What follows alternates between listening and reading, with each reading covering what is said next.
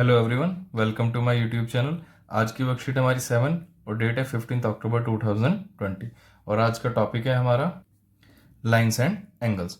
और आज हम कुछ लाइंस के बारे में पढ़ेंगे। सबसे पहला जो टॉपिक है हमारा आज का है वो इंटरसेक्टिंग लाइंस।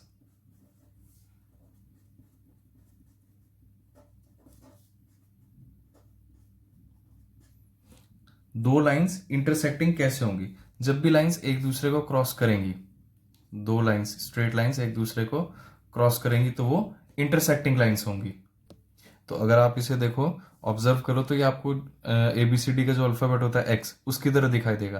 तो जब भी ये लाइन ऐसे एक्स की तरह बनेंगी तो वो लाइंस कौन सी होंगी? Intersecting lines.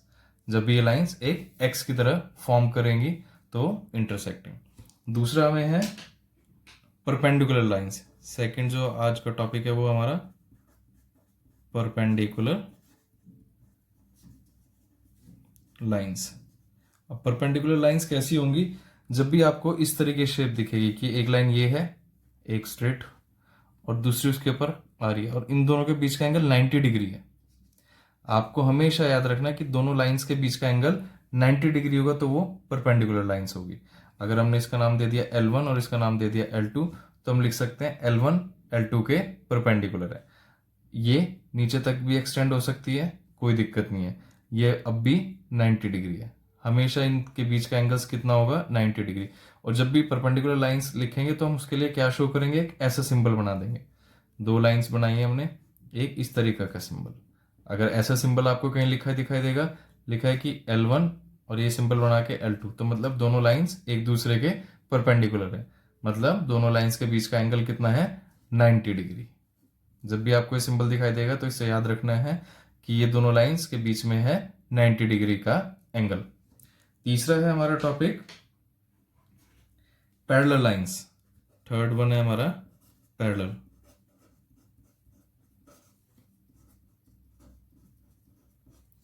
पैरेलल लाइंस कैसी होती हैं? आपने देखा भी है, एग्जांपल भी है आपके पास, जैसे स्केल है या रेलवे ट्रैक, प्रीवियस क्लास में पढ़ा भी है।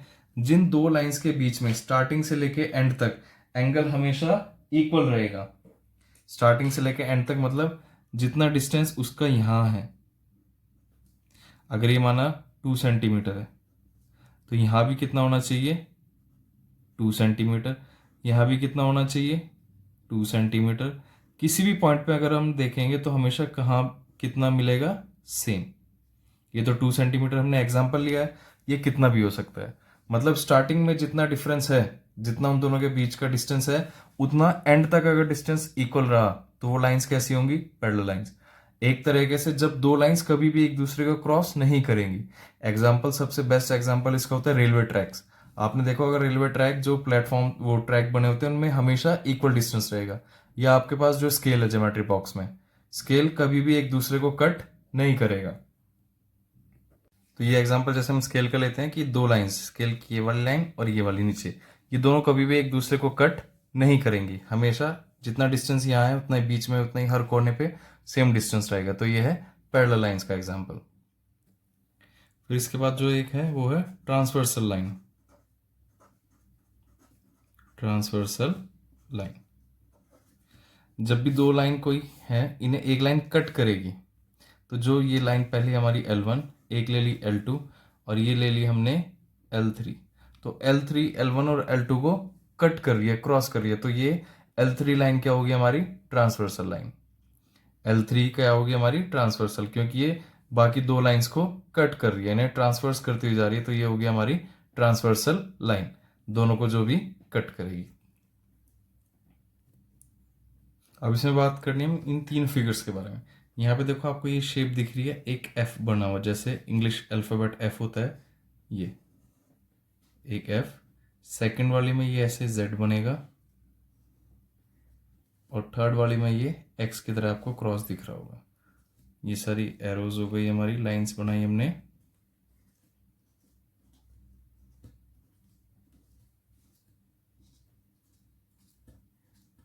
तो फर्स्ट में जब एफ की बात करेंगे तो इस वाली फिगर में बात करते हैं हम कॉरेस्पॉन्डिंग एंगल्स के।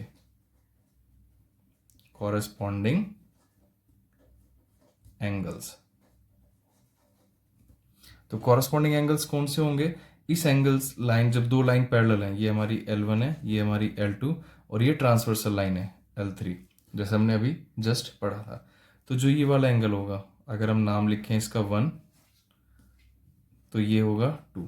तो 1 और 2 एंगल 1 एंगल 2 के इक्वल होगा, क्योंकि ये दोनों एंगल्स हैं कॉरस्पॉन्डिंग एंगल्स। एंगल 1 एंगल 2 के इक्वल होगा। ऐसे अगर हम यहाँ से नाम लिखें, इसे भी नाम दे दिया हमने 3, ये यहाँ दे दिया 4, तो एंगल 3 एंगल 4 के इक्वल होगा। एंगल 3 एंगल 4 के इक्वल होगा, ये भी कॉरस्पॉन्डिंग एंगल। सिमिलरली इसी तरह से ये वाला एंगल और ये वाला एंगल भी कॉरस्पॉन्डिंग एंगल्स हैं। तो ये सारे इसमें एंगल 2 बनेगा हमारा यहाँ पे, एंगल 1 और एंगल 2 बनेगा इधर। ऐसे ही ये वाला एंगल और ये वाला एंगल भी इक्वल होगा, ये भी कॉरस्पॉन्डिंग। वो भी हम नेक्स्ट क्वेश्चन में करेंगे। तो आपको सिर्फ ये याद रखना है कॉरस्पॉन्डिंग एंगल्स कौन सा हुआ, जब ये दो लाइन पैरेलल है, एक ट्रांसवर्सल है, तो ये ऊपर वाला एंगल 1 और इस साइड से अंदर वाला, ये दोनों है कॉरस्पॉन्डिंग। ऐसे ही ये 3, ये अंदर इनसाइड ये है और ये आउटसाइड की तरफ है, ये अंदर है, ये एंगल बाहर, तो ये दोनों भी कॉरस्पॉन्डिंग एंगल्स हैं। ऐसे ये दोनों एंगल कॉरस्पॉन्डिंग है, ऐसे ही ये वाला और बाहर का ये वाला एंगल कॉरस्पॉन्डिंग है। और दूसरा आपको ये याद रखना है कि अगर हम इसे नाम दे देते हैं, इसे एंगल 5 नाम दे दिया इस वाले को, तो एंगल 2 प्लस एंगल 5 दोनों का सम होगा 180 डिग्री के इक्वल। एंगल 2 का और एंगल 5 का अगर हम टोटल करें तो वो किसके इक्वल होगा, 180 डिग्री का। और इसमें लिखेंगे क्या, angles on same side of transversal. ये एक ट्रांसवर्सल थी, इसकी सेम साइड, दोनों अगर हम देखें तो दोनों राइट साइड पे हैं, दोनों लाइंस के पैरेलल लाइन के अंदर है और दोनों राइट साइड पे हैं, तो इन दोनों का सम कितना हो गया, 180 डिग्री। फिर इसकी बात करते हैं, ये जब z बनेगा तो ये वाला एंगल, इसे हमने दे दिया एंगल 1 और ये हो गया एंगल 2, तो यहाँ से एंगल 1 और एंगल 2 इक्वल होंगे। और ये रीजन क्या लिखेंगे इसमें, ऑल्टरनेट इंटीरियर एंगल।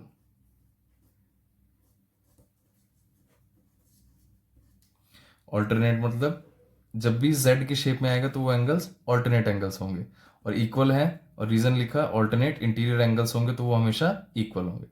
यहाँ पे इस वाली फिगर में देखें तो ये वाला एंगल 1 और ये वाला एंगल 2, यहाँ पे एंगल 1 एंगल 2 के इक्वल होगा, और यहाँ रीजन होगा वर्टिकली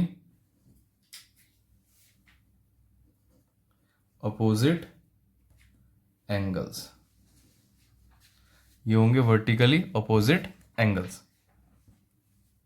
ऐसे ही ये वाला एंगल और ये वाला एंगल भी वर्टिकली अपोजिट एंगल होंगे और दोनों इक्वल होंगे। नेक्स्ट क्वेश्चन में ये फिगर दी हुई है और 1 2 3 4 एंगल्स के नाम लिखे हुए हैं। तो अब हमें इसमें बताना है कि कॉरस्पॉन्डिंग एंगल्स कौन कौन से होंगे। तो हमने अभी बताया था 1 और 5, angle 1 is equal to angle 5, ये पहला पेयर है। ऐसे ही दूसरा पेयर क्या होगा, 2 और 6 का, angle 2 is equal to angle 6, एक पेयर ये है। तीसरा पेयर क्या होगा, 4 और 8, angle 4 is equal to angle 8। और चौथा पेयर कौन सा होगा, 3 और 7 का, तो यहाँ से angle 3 is equal to angle 7। तो ये हमारे 1 2 3 4 चार पेयर्स बन गए। इसी तरह हमें इसका सॉल्यूशन लिखना है। फिर है वर्टिकली अपोजिट एंगल।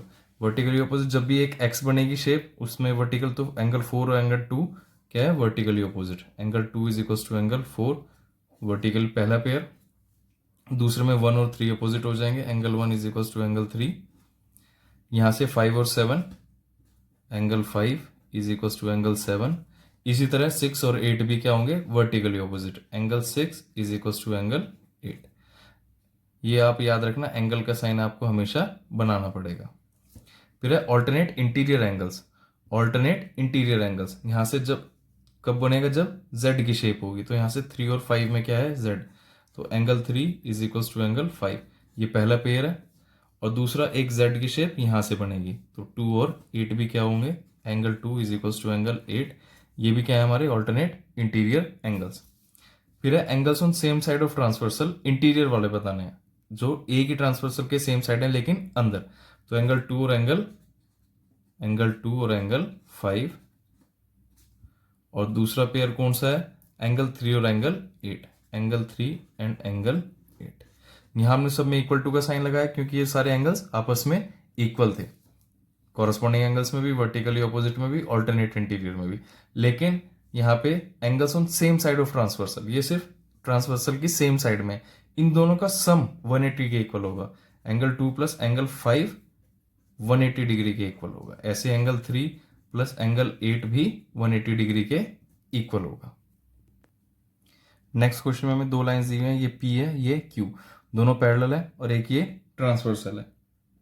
हमें ABCD की वैल्यूज बतानी है, ABCDEF।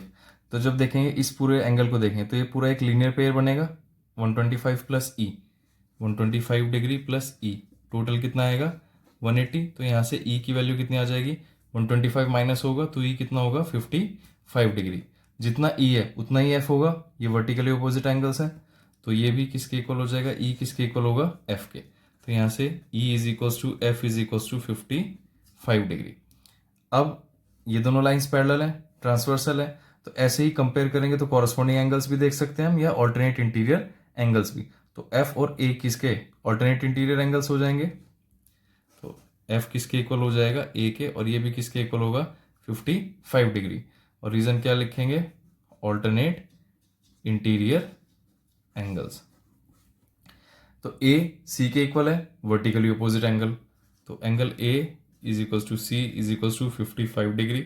इसमें क्या है, वर्टिकली अपोजिट एंगल्स। C के साथ ये पूरा एक लीनियर पेयर बनेगा, तो D की वैल्यू C प्लस D कितना होगा 180 डिग्री। C की वैल्यू 55 है, तो यहाँ से लिख सकते हैं हम 55 plus D is equal to 180। तो यहाँ से D की वैल्यू कितनी आ जाएगी हमारे पास 125। ये 55 इधर आके माइनस हो जाएगा, D की वैल्यू आ गई 125 डिग्री। और D किसके इक्वल है, B के, ये भी 125 डिग्री, वर्टिकली अपोजिट एंगल्स। तो इसी तरीके से हमें ये 5 एंगल्स फाइंड करने थे, 6, 1 2 3 4 5 6। तो यहाँ से A C की वैल्यू ये रही, B और D ये रहा, तो A B C D 4 angles क्या है, E F की वैल्यू ये रही। फिर हमें लास्ट क्वेश्चन दिया हुआ है, लास्ट क्वेश्चन में इसमें पूछा हुआ है हमसे कि अगर दो लाइंस इंटरसेक्ट करिए तो टोटल कितने एंगल्स बनेंगे। तो कितने एंगल्स बनेंगे, 1 2 3 4। तो टोटल कितने एंगल्स बने, 4 एंगल्स। तो ये आ जाएगा हमारा 4 एंगल्स। वीडियो को लाइक करें, शेयर करें, और चैनल को सब्सक्राइब करना ना भूलें। रेगुलर अपडेट्स के लिए आप बेल आइकन को भी प्रेस कर लें। Thank you.